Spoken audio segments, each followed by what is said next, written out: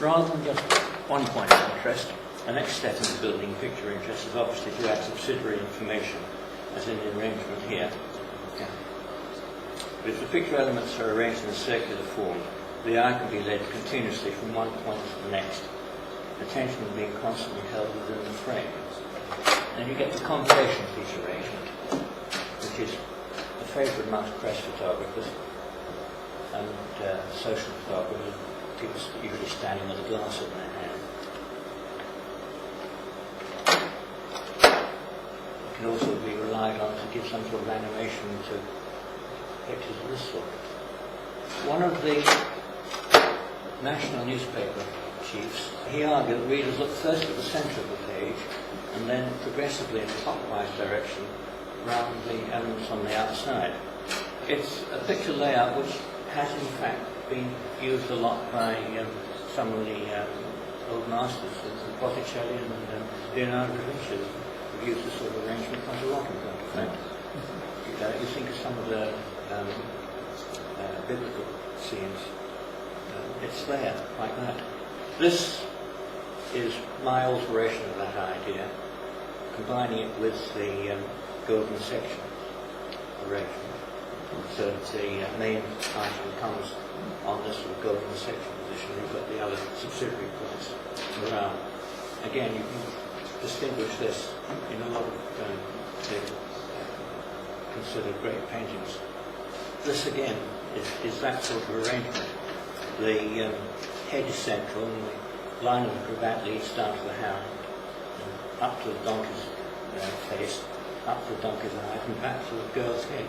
Again, the same sort of things. The centre of attraction is really the drawing, even though you can't see what's going on in the drawing. Except from the drawing, along the girl's arm, up to the head, over to the figure, down to the tail, the leg, or the other way around, from the picture to her head, down through her body, through the table, up to the model in the background, and down the box or whatever it is she's leaning on, to the picture again.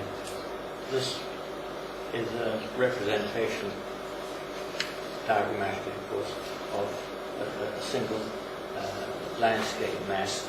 That comes into this sort of picture. It's actually Edinburgh Castle, where the left-hand slope of the hill is on that golden section position at the side, and the house at the top is similarly placed in proportion in the picture. And we've got the diagonal line very obviously on the hill. It's not really very well balanced, although it doesn't feel particularly unbalanced.